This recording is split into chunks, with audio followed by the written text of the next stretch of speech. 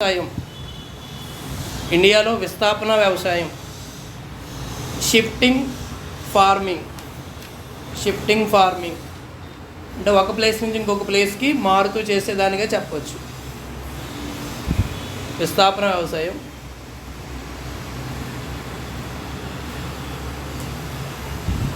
కింద నాట్ చేయండి 1 అని పెట్టి ఆంధ్రప్రదేశ్ తెలంగాణ ఒడిస్సా.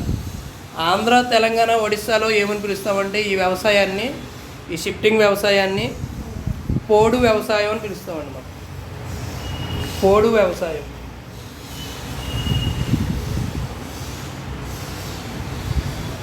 నెక్స్ట్ ఆంధ్ర, ఒడిస్సా, తెలంగాణ పోడు వ్యవసాయం అంటాం. తర్వాత 1 అని పెట్టండి అక్కడ కదా. తర్వాత నెక్స్ట్ సెకండ్ నోట్ చేయండి. ఫస్ట్ ఆంధ్ర రాశారు కదా. అసోం మరియు ఈశాన్య రాష్ట్రాలు జూమ్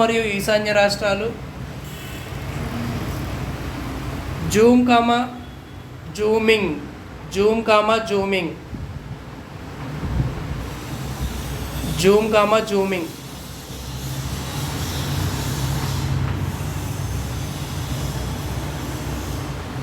అసోం మరియు ఈశాన్య రాష్ట్రంలో చేసేదాన్ని జూమింగ్ అని చెప్పండి. నెక్స్ట్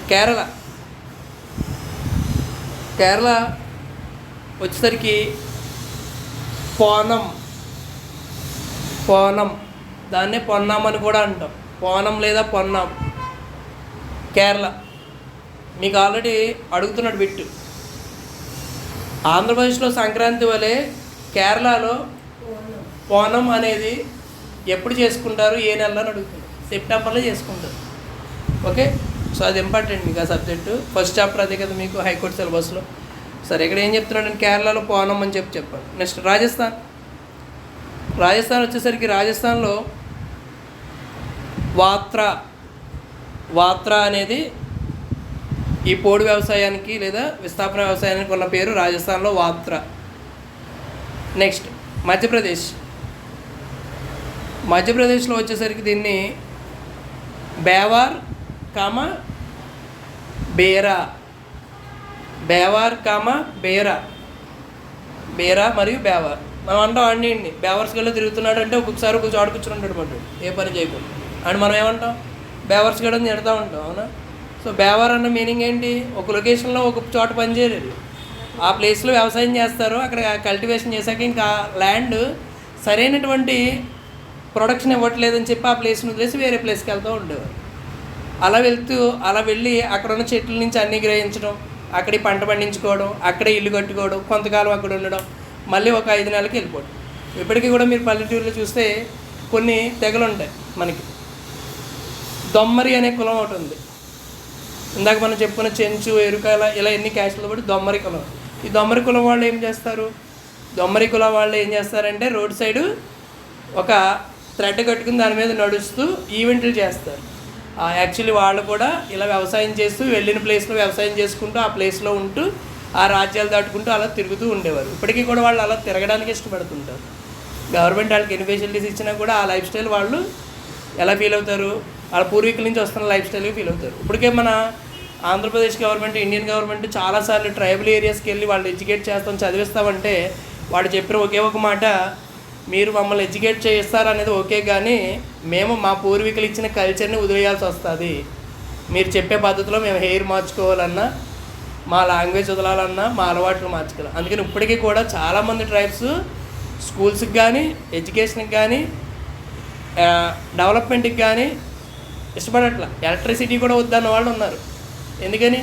నేచర్లో చంద్రుడి నుంచి వచ్చే వెలుగు చాలు, మాకు ఎలక్ట్రిసిటీ అవసరం లేదు, మా పూర్వీకులు ఇక్కడ బతికారు, పాములు మమ్మల్ని ఏం చెయ్యు, మీలా బయట నుంచి వచ్చిన వాళ్ళు మమ్మల్ని మోసం చేస్తున్నారు అని చెప్పిన ట్రైబ్స్ చాలామంది ఉన్నారు. So something. సో ఇక్కడ మనం బేవార్ అనే వర్డ్ మధ్యప్రదేశ్ అండి, బేవార్, బేరా. భారతదేశంలో అతిపెద్ద ట్రైబ్ ఏంటండి?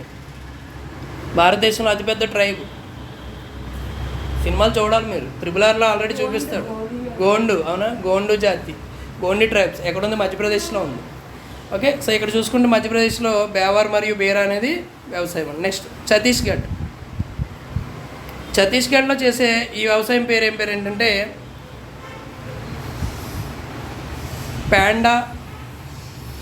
ప్యాండా మరియు పేండో. ప్యాండా మరియు పేండో. ప్యాండా మరియు పేండో అనేది ఛత్తీస్గఢ్లో ఉన్నటువంటి. నెక్స్ట్ వెస్ట్రన్ ఘాట్స్, వాటిని పశ్చిమ కనుమలు అంటారండి. పశ్చిమ కనుమలు వెస్ట్రన్ ఘాట్స్.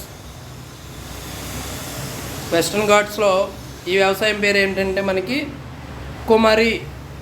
కుమరి అంటే పోడు వ్యవసాయం. నెక్స్ట్ హిమాలయాలు.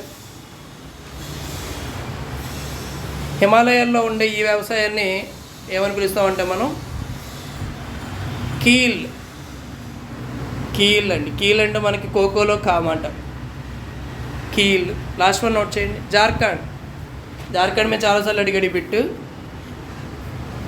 జార్ఖండ్లో చేసేదాన్ని కురువా. కురువా అనేది జార్ఖండ్లో ఈ వ్యవసాయాన్ని కురువా అని పిలుస్తారు. మనం ఇక్కడ పోడు వ్యవసాయం అంటామండి. సో ఇప్పుడు చూడండి, మనకి 18th క్వశ్చన్కి ఏమి ఇచ్చాడు? ఈశాన్య భారతదేశంలో షిఫ్టింగ్ సాగును ఏమని పిలుస్తారని ఇచ్చాడు? జూమింగ్. సచివాలయం 1లో కూడా లాస్ట్లో ఈ బిట్ ఉంది. పేపర్ సరిపోలేదు టైం చాలామందికి. చివరిలోకి వెళ్ళేసరికి చూసుకుంటే ఒక 10 బిట్లు చాలా ఈజీ ఇచ్చాడు. ఆ 10లో ఇది ఒకటి జూమింగ్ అనే వ్యవసాయం మీద ఇచ్చాడు. ఓకే, చూడండి అది.